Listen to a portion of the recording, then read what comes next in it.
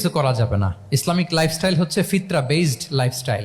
ফিতরাতাল্লাহিল্লাতী ফাতারান NASA আলাইহা লা তাবদীলা লিখালকিল্লাহ। আল্লাহর প্রকৃতির অনুসরণ করো, যে প্রকৃতি দিয়ে তিনি মানুষকে সৃষ্টি করেছেন। আর আল্লাহর সৃষ্টি কাঠামোর মধ্যে কোনো পরিবর্তন, কোনো বিকৃতি নেই। সুবহানাল্লাহি বিহামদি। তা আমরা এই ফিতরাতকে চেঞ্জ করে দেওয়ার কারণে এই ঝামেলা। আমরা সবাই এই ফিতরাতের উপর জন্মেছি। কুল্লু মাউলুদিন ইউলাদু আলাল ফিতরা ফাআবাওয়াহু ইউহাউবিদানি আও ইউনাসসিরানি আও ইউমাজ্জিসানি। প্রতিটি নিউ বর্ন বেবি তারা ফিতরাতের উপর জন্মায়, মানে নবজাতক সন্তান ইসলামের উপর জন্মায়। কিন্তু বাবা মা তাকে হয় ইহুদি বানায়, নাসারা বানায় বা অগ্নি উপাসক বানায়। তাহলে এই যে ফিতরাত, আল্লাহর দেয়া ফিতরাতকে যখন আমরা চেঞ্জ করেছি, আমাদের জীবন থেকে বারাকা উঠে গিয়েছে।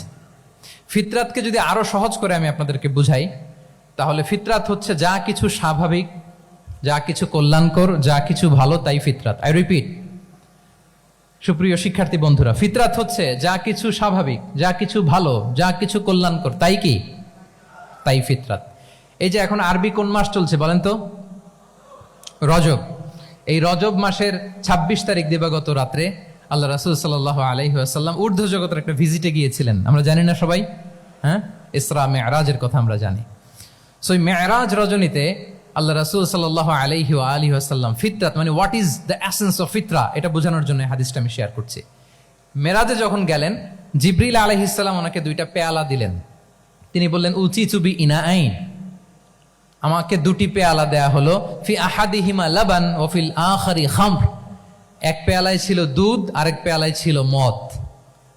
ফা আখাযতুল লাবান ওয়া শারিবতু। যখন দুইটা অপশন দেয়া হলো, দুইটা পেয়ালা, আমি দুধের পেয়ালাটা নিলাম এবং সেটা পান করলাম। তখন জিবরিল আলাইহিস সালাম বললেন আসাবতাল ফিতরা, মানে you are guided to the ফিতরা, আপনি সঠিকটাই নিয়েছেন। যেটা ফিতরা, যেটা নেওয়া উচিত, আপনি ওইটাই নিয়েছেন। তাহলে এখন আরো সহজ হবে।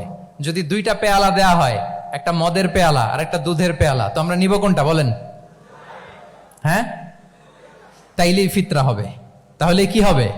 তাহলে যেটা স্বাভাবিক, যেটা কল্যাণকর, যেটা আমাদের জন্য ভালো, সেটা হচ্ছে ফিতরাত। তাহলে মদের পেয়ালা, দুধের পেয়ালা, কোনটা নিব? সবাই নিব তো নাকি?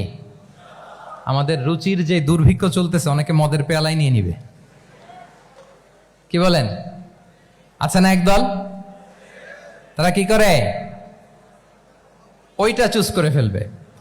এবার বলেন আমরা কোন পেয়ালা নিব, মদের না দুধের? আমাদের ঐতিহ্য, আমাদের রুচি, আমাদের মূল্যবোধকে ধ্বংসের যত আয়োজন দরকার, সব সেটআপ চারদিকে আছে। আল্লাহর ফিতরাতকে ধ্বংস করে দেওয়ার শয়তানি সব আয়োজন আমাদের চারিদিকে।